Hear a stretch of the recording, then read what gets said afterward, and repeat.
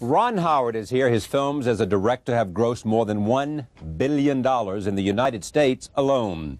Last year, his live-action retelling of How the Grinch Stole Christmas was the biggest box office hit of the year, earning more than $400 million. His latest work, A Beautiful Mind, is a dramatic take on the true story of the Nobel Prize winner John Nash. Russell Crowe plays the mathematician who was plagued by schizophrenia, and here is a look at the film. I need to look through to the governing dynamics. Find a truly original idea. That's the only way I'll ever distinguish myself. It's the only way that I'll ever... Massive. I am pleased to welcome Ron Howard back to this table. John Nash, how did you decide? I mean, how did this movie come into being? Because when the book was written, we had the author here, and I thought, not that this was a movie, I just thought, this is one great story. Yeah, well, you know, it certainly proved to be a great story. Graydon Carter was having lunch one day with my partner Brian Grazer. Right. You know, we've been on the show together. Our guy, yeah. And Graydon, Mr. Curiosity. Mr. Curiosity, and he's also got a nose for a good story. And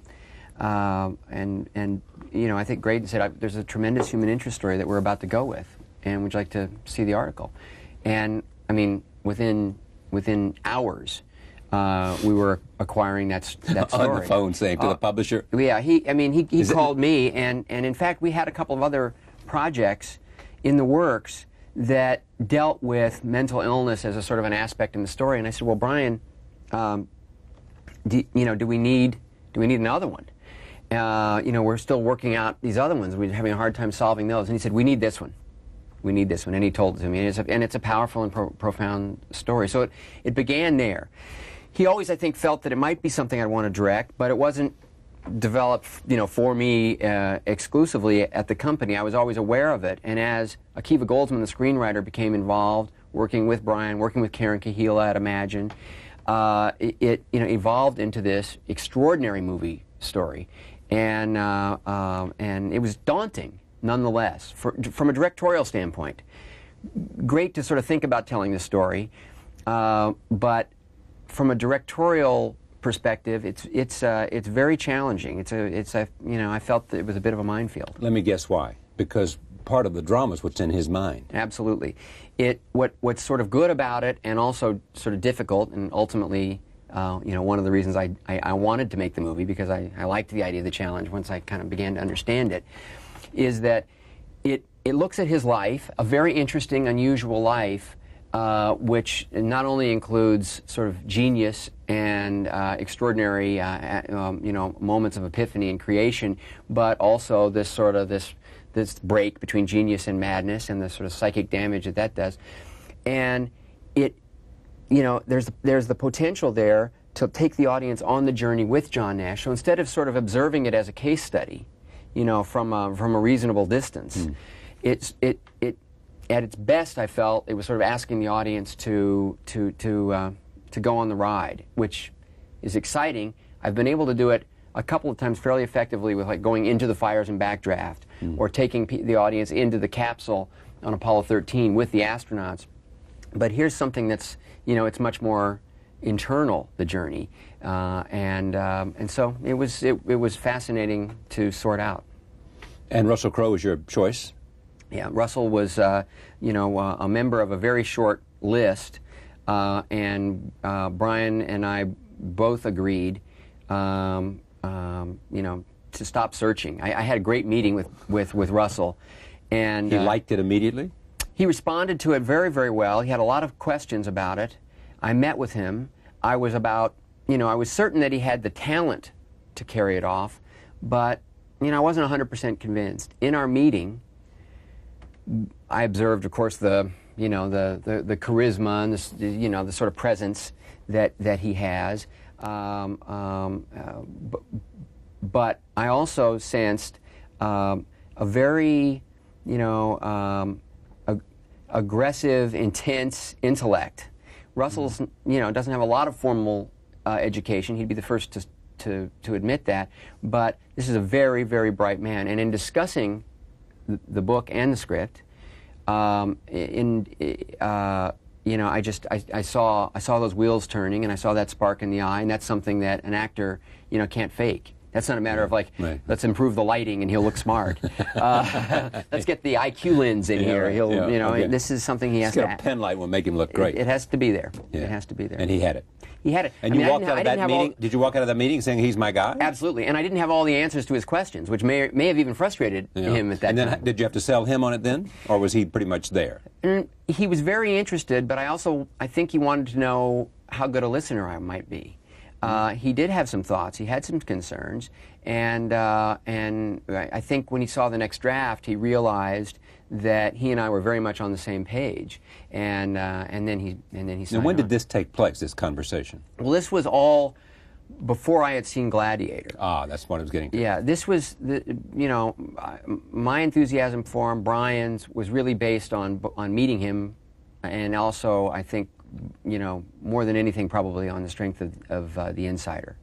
The first time I saw The Insider, a movie I loved, I didn't recognize Russell. I didn't know it was Russell Crowe. I watched the whole movie without knowing it was Russell Crowe, and I'd met the man, and I'd seen his other films. Hello. And I was admiring, and so, you know, I mean, that's how much he transformed himself and how drawn into the movie I was. And I saw it a second time, and knowing that it was Russell, and you know, I thought he was exceptional. It's you know, he brings to work with him every day this curiosity, but also, and here's I think where the two of us really join forces. Every day of filming is an opportunity.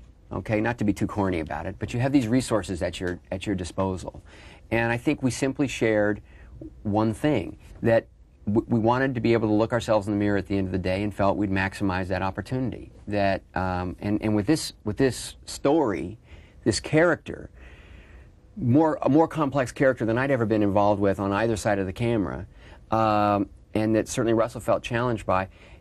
I think it was important for each of us to sort of see that work ethic was there, and that ambition, that creative ambition, was there. You shot this in sequence, did I hear you say? About 90% in sequence. Because the only shot that was not in sequence was one we saw because of bad weather on the roof of the building at Princeton. Right, and we had to go back and shoot that at the end, which was challenging. And in this particular movie has a fascinating story, and one of the things about it is, yes, it deals with a life, but it is you know, the journey is suspenseful. It's got twists and turns, but in order to sort of emotionally understand this character and sort of get inside the character, it was important to nail those nuances and build upon them. No. What we should understand is the story, which everybody understands. The book's already been out, the book's been reviewed, everybody knows his story. His story has been adapted for film, as it has to be, and there have been some issues you put in, I'm sure, for dramatic license and other things that you couldn't include because of time.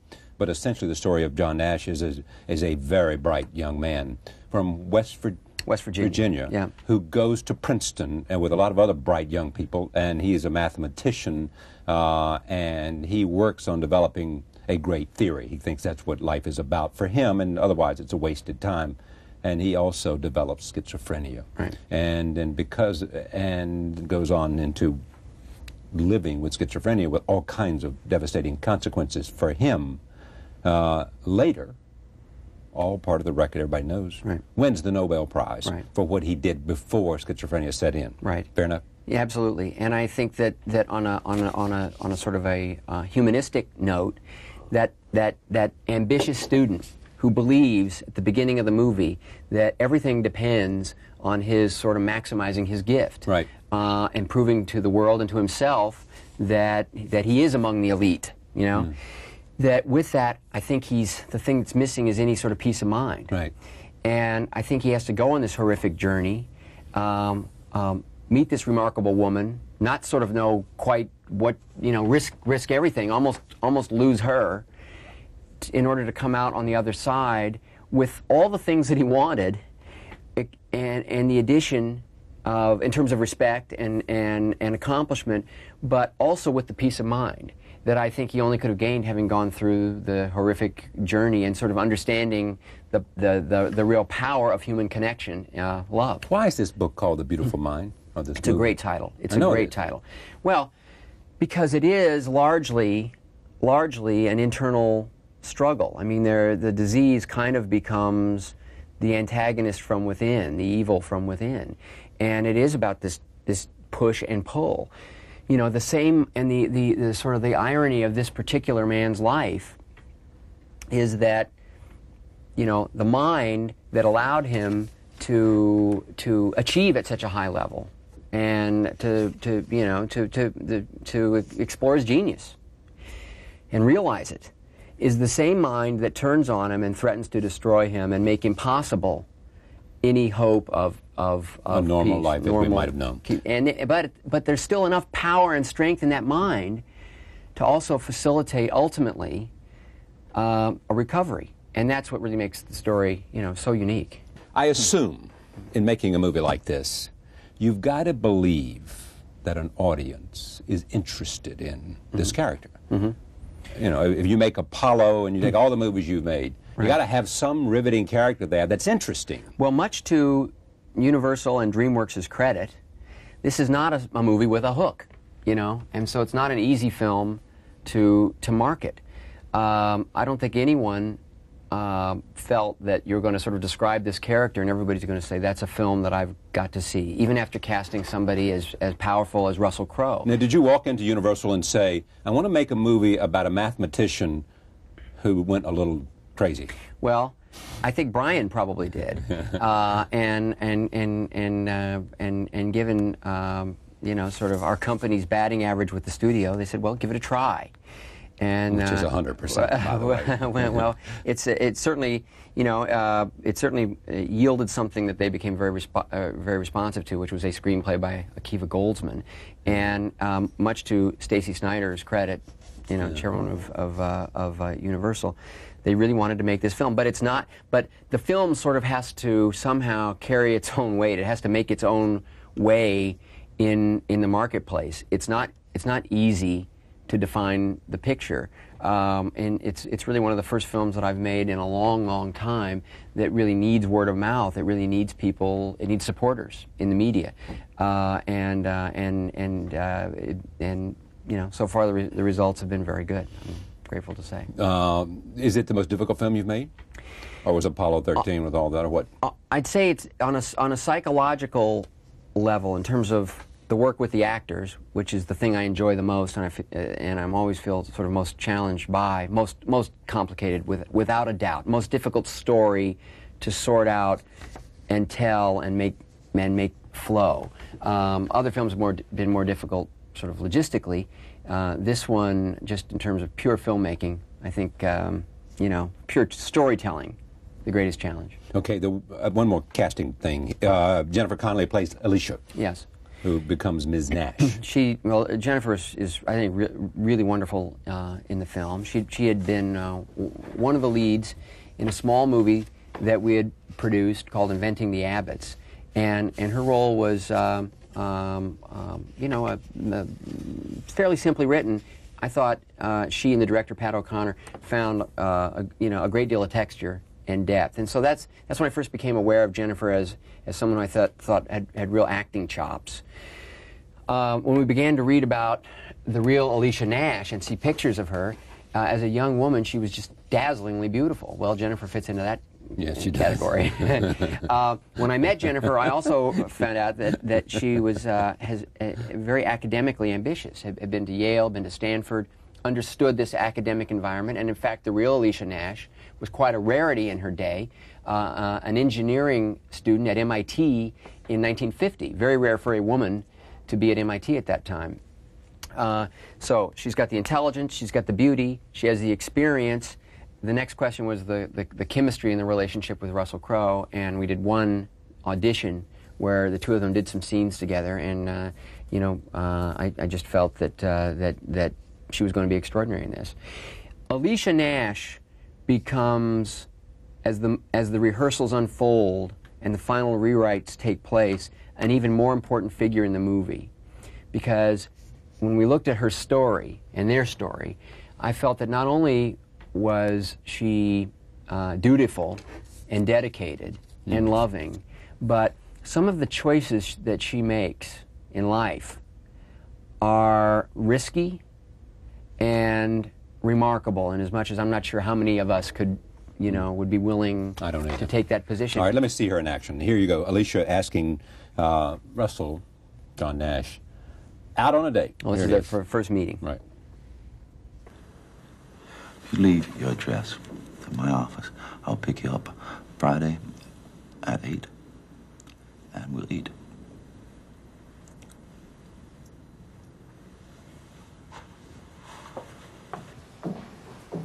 One more thing. Do you have a name, or should I just keep calling you Miss? One last question about all of this. Can you tell me where's John Nash today? Yeah, he's living in Princeton, going to his office, doing research, working in 3 different areas, still doing some work in game theory, some other work in, I can't really understand when he tells me what he's up to. But he's doing original creative work in mathematics. Oh yeah, and I think he may even have a paper due out soon. That's a good story. Yeah, he's really pretty amazing. All right, now let me talk about you. And I've asked this before, but I want to just get one more hit on this. Okay. How does this partnership with you and Brian work? Well, we were on your show. We kind of explained it then, but it's we've basically been partners since 1981, so now that's 20 years. I mean, unofficially for the first 5 years. We made 2 movies, Night Shift and Splash, which were both Brian's ideas. Very, very difficult to get off the ground. Yeah. And out of it, a friendship and a partnership was sort of fused, you know, was sort of built. And we went away, we started making other movies, and then realized that we continued doing business together and hanging out together and exchanging ideas. And so in '86, Imagine Films was born, and that partnership was formalized. Brian is an extraordinarily gifted producer. He's par excellence. He's you know, he's a go-getter. He's an idea man, and most of all, he is part artist, part businessman, you see, and so he's not, he can talk to actors, he can talk to directors, he can be passionate about ideas. He can be excited about a comedy, but he also can understand the value of a story like A Beautiful Mind. And he also then knows how to make it happen. He's an incredible catalyst. And so our partnership, it's we both do things differently, and we do different things, and yet we wind up on the same page 9 times out of 10 in terms of what we believe in. But once you start work, is his work over? Well, he still has to produce the movie, you know, which means he needs to be a kind of a safety net. Now, I'm fairly self-sufficient. I've done a lot of films. Right. We're also doing a number of films. So his focus, once we begin shooting, will shift to other projects. But he's still seeing dailies. I'm still, even if he's not, even if he's trusting me, sometimes I'll say, Brian, you're trusting me a little too much. What do you think? Because his opinion means a lot to me. He's got good taste. And then the job then becomes, you know, it really becomes sort of his responsibility all over again when it reaches the final stages of post-production and then into marketing the film, where he's also, you know, particularly gifted and has great sense. We've also talked about this before. There was a talk at some point that you guys might take over Universal. Yeah, I mean, that's been rumored because Brian is such a good candidate to be in one of those kind of jobs, running a larger company than Imagine. No one ever sees me with a jacket and a tie on, sitting in the boardroom. If they do, they're kidding themselves. They should get another image. It's not in your skill set? You know, I think it's a job that I hope I don't sound arrogant. I think I could do the job. I don't think I'd be very happy doing the job, and I'd have to learn it.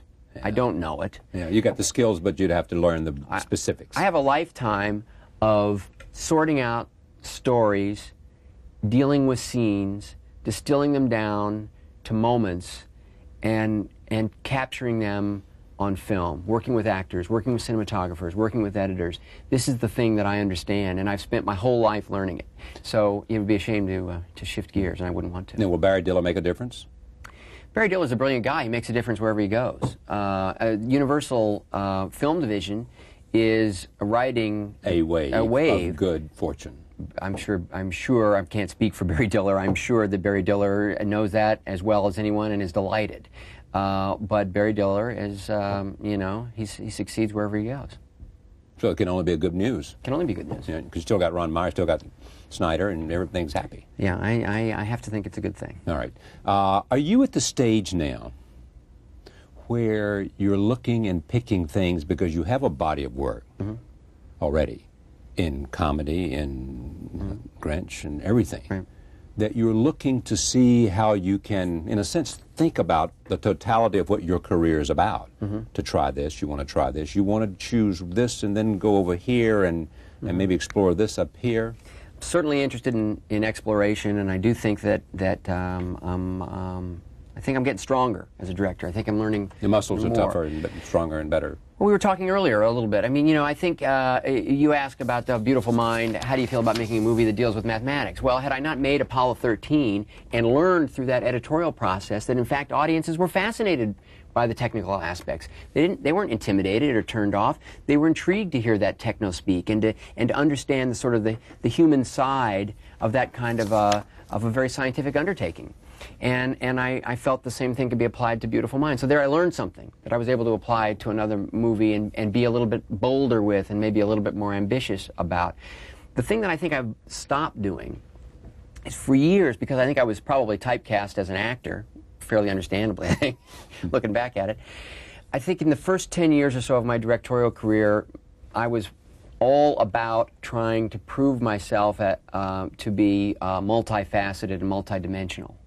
I think in the last few years, Charlie, I've kind of, I feel that based on the kind of projects that are coming to me and the kind of movies that I've been able to make, that I don't really have to prove that anymore. Now my job is to choose carefully and find things that I have sort of the maximum passion for and belief in. And yes, I want to be challenged. I want to make movies that don't look or sound exactly like the other films other people are making in any given year. Ron Howard, The Beautiful Mind, Russell Crowe, Jennifer Connelly, Ed Harris, and others. The incredible story of John Nash brought to film.